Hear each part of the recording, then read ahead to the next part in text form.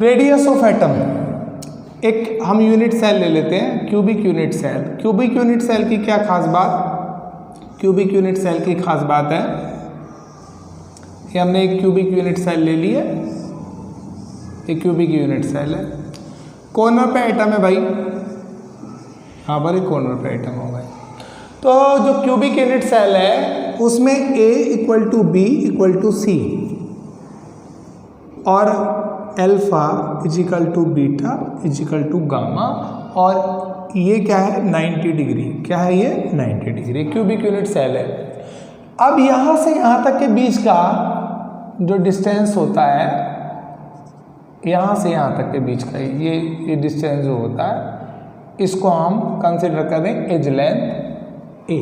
क्या कंसिडर कर रहे A, कह सकते हैं आसानी से कि देखो ये हमारे पास 2 एटम है और इनके बीच का ये जो डिस्टेंस है अपने पास ये D है, इसको A भी यहाँ पर हम बोल सकते हैं।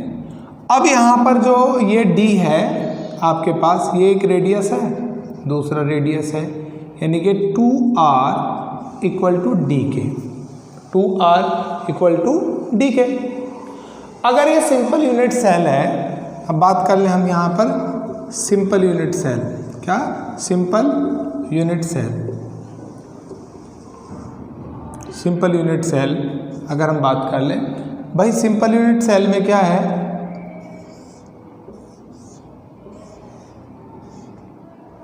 ये डायग्राम मेरे साथ साथ बनाएं, प्रैक्टिस हो जाएगी आपको, इसको क्यूब को बार बार बनाने के लिए बड़ा मुश्किल नहीं होता है।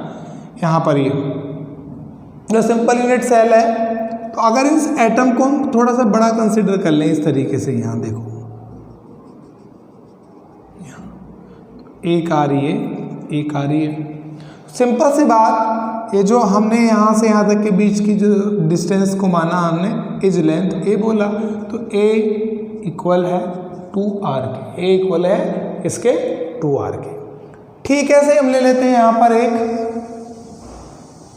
अनदर यूनिट सेल जिसे हम कह रहे हैं फेस सेंटर्ड, क्या कह रहे हैं, face centred unit cell, face centred unit cell ले रहे हैं, यूनिट सेल ले रहे हैं। फेस सेंटर्ड में क्या होगा भैया, फेस सेंटर्ड में जो एटम आपके पास है पाए जाएंगे, जो एटम कॉर्नर के अलावा वो फेस पे भी ले जाते हैं। मैं सारे के सारे एटम शो नहीं करूँगा, मैं आपको ये बता रहा हूँ कि यहाँ से देखो आप, एक डायगनल है, ये डायगनल, ये यहाँ से डायगनल, ये फेस पर, ऊपर वाली फेस पर एक एटम मैंने शो किया है, ऊपर वाली फेस पर मैंने एक एटम शो किया है। आसानी से अगर समझने की बात हम बोलें तो इस चीज़ को अगर हम एक आसान तरीके से यहाँ पर हम चेंज करें यहाँ, तो ये इस तरीके से है, देखो एक एटम से ये फेस वाला यानी कि ये वाला, और एक कॉर्नर वाले हैं एटम इस तरीके से, ये देखो आप, तो ये यहाँ से यहाँ तक का डिस्टेंस r हो गया, ये एटम, इसको हम क्लोज कर दें, अगर बड़े एटम हम ले लें यहाँ पर, एक r हमारे पास यहाँ हो गया, एक r यहाँ पर हो गया, एक r हमारे पास यहाँ हो गया। तो यानी कि ये जो डिस्टेंस है अपने पास, ये किसके बराबर आपके पास आ रहा है भाई, ये आ रहा है आपके पास 4r के बराबर, किसके आ रहा है 4r के बराबर। और यदि इसकी दूरी को, डिस्टेंस को मैं b मान लेता हूँ, तो b इक्वल टू हमारे पास क्या आ गया 4r। अब हम क्योंकि फेस सेंटर्ड है, तो फेस सेंटर्ड में क्या करते हैं, यदि हम ये देखें, ये देखो ये वाली सिचुएशन बन गई, ये ऐसे और ये पूरी तरीके से, ये वाली बात, ये देखो आप, ये तो हमारे पास यहाँ से यहाँ तक का जो ये डिस्टेंस अपने पास ये बैठता है, ये a होता है, क्या होता है बेटे, a होता है, ये यहाँ a हो गया आपके पास में ये, और ये जो ये है आपके पास, ये भी a है, और ये जो एंगल है ये 90 डिग्री, क्या है ये 90 डिग्री है। तो यहाँ पर हम पाइथागोरस थ्योरम अगर लगाएं, अगर हम यहाँ पर पाइथागोरस थ्योरम की बात करें तो लगाएं, तो बेसिकली क्या होगा आपके पास में, इसको एक और तरीके से आसानी से बात करें, जब 90 डिग्री है तो हम इसको ऐसे भी बना सकते हैं, ऐसे करके यूँ, ऐसे यहाँ पर, यहाँ से यहाँ तक का डिस्टेंस अपने पास हो गया a, ये भी आपके पास a हो गया, ये एंगल होगा 90 डिग्री, ये एंगल हो गया। Are you clear? सो तो यहाँ पर ये जो इस पॉइंट को ए माना हमने, इसको बी मान लें, इसको सी मान लें, तो ये जो हमारे पास डायगोनल है यानी कि इसकी जो बात कर रहे हैं हम, इसको हमने माना बी। क्या माना हमने? बी। यानी कि पाइथागोरस फॉर्म इसमें लगाए हम। पाइथागोरस फॉर्म क्या होता है? A C square is equal to A B square plus B C square. ठीक है, ए सी स्क्वायर आपके पास क्या है? बी स्क्वायर, ये तो बी है, तो बी क्या हुआ आपके पास? B square.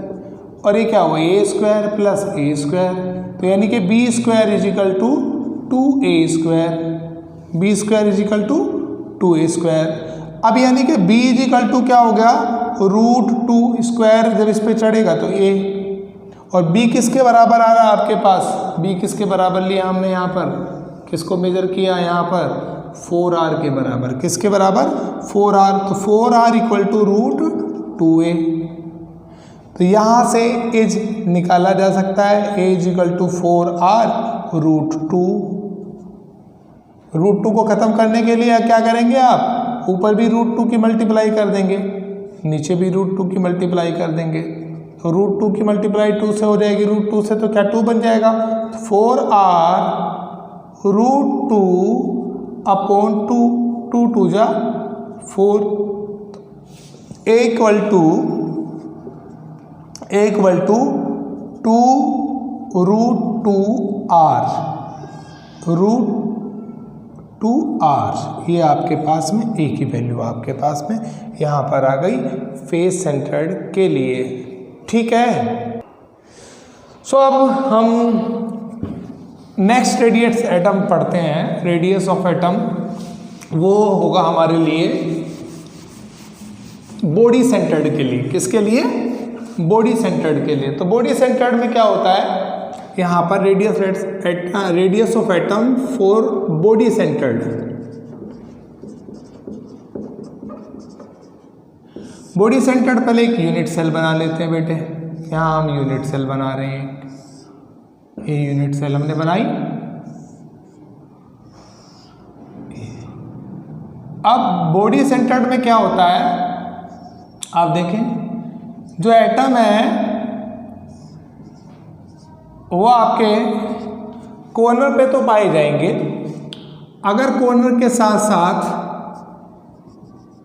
वो एटम बॉडी पे भी पाया जाएगा, यानी कि एक एटम आपके पास में यहाँ पर भी पाया जाएगा, ये यहाँ पर ये एटम पाया जाएगा। तो हम क्या करते हैं, सपोज कर लीजिए आप, इसको हमें कुछ नेम देना पड़ेगा। तो इसे मान लेते हैं A B C D E F G और H, G और H हम मान लेते हैं। तो आप ध्यान से समझना, पहले ट्राइंगल लेंगे EFD, ट्राइंगल EFD, यानी कि इस ट्राइंगल की बात कर रहे हैं हम, EFD की। और जो सेकंड हमारे पास ट्राइंगल है AFD है, AFD, ये हमारे पास सेकंड ट्राइंगल है। मैं इसको थोड़ा सा डबल कर देता हूँ, इससे आपको चीज़ें समझ आना शुरू हो जाए। देखो दोनों ट्रायंगल इस तरीके से खड़े हुए, इस तरीके से, एक नीचे की तरफ ही है और ये जो एंगल बन रहा है वो 90 डिग्री बन रहा है। तो ट्रायंगल लेते हैं EFD, देखो ये कॉमन है, यहाँ इसको A मान लेते हैं, यहाँ इसको मान लेते हैं B मान लेते हैं, इसको A मान लिया हमने, इसको ये हमने B मान लिया। उसके बाद ये हम C मान लेते हैं, यहाँ से यहाँ ये जो डिस्टेंस है C मान लेते हैं, ये भी A है। तो हम पहले ट्रायंगल लेते हैं EFD, ट्रायंगल EFD। इसमें आप देखें EFD में वही पाइथागोरस थ्योरम लगा रहा हूँ directly, B square is equal to A square plus A square, B square is equal to 2A square, B is equal to √2A।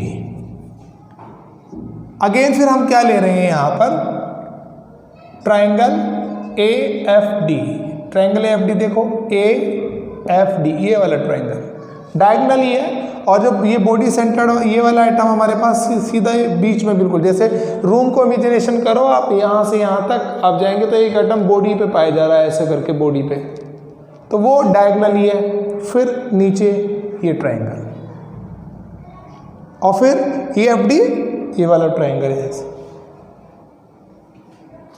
ठीक है। ठीक, लेते हैं जो ए एफ डी, ये एफ डी अपने पास, तो ए एफ डी में हम क्या कर रहे हैं, पाइथागोरस फॉर्म लगा रहे हैं, C square is equal to A square plus B square, A square और बी स्क्वायर की वैल्यू हम पहले से क्या निकाल चुके हैं यहाँ सर, 2a स्क्वायर, तो यहाँ पर 3a स्क्वायर सी स्क्वायर, तो सी इज इक्वल टू क्या हो गया आपके पास में, √3a, ये आपके पास, और सी की वैल्यू कितनी है भाई, देखो ये एक एटम तो ये ऐसे खींच लीजिए, एक एटम तो ये वाला यानी कि दिस, एक बॉडी वाला दिस, और एक दिस, एक आर, दूसरा आर, तीसरा आर और एक चौथा आर, यानी कि 4r equal to √3a, a equal to 4r √3, 4r √3, a equal to 4r √3। तो यहाँ से हम, यहाँ से आपके पास में a को फाइंड किया जा सकता है, और यदि r को भी यहाँ से फाइंड किया जाने लगे तो √3/4a, ये r यहाँ से भी आप फाइंड कर सकते हैं। So, अब हम इन सबको 1 बाय 1 कर लेते हैं। जो अपने पास सिंपल यूनिट सेल है, यूनिट सेल, इस सिंपल यूनिट सेल में हम a equal to 2r, r equal to a/2, उसके बाद हमारे पास आया FCC यूनिट सेल, क्या आया, FCC यूनिट सेल, क्या है हमारे पास, FCC यूनिट सेल, क्या, FCC यूनिट सेल।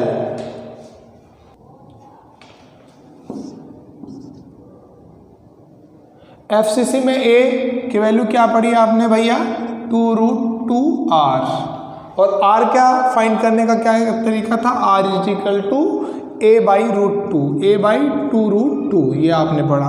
और बॉडी सेंटर्ड में तो आप अभी पढ़ चुके हो। उसके बाद आता है आपके पास BCC, BCC में a के लिए क्या होगा आपके पास 4r/√3, और r के लिए क्या होगा आपके पास, ये हमारे पास तीन बेसिकली फॉर्मूले सिंपल के लिए, FCC के लिए और BCC के लिए हमारे पास निकल के आते हैं। इन फॉर्मूले को बेस करेंगे हम पैकिंग एफिशिएंसी निकालने पे। तो लेट्स नेक्स्ट क्लास में हम इसको कंटिन्यू करेंगे।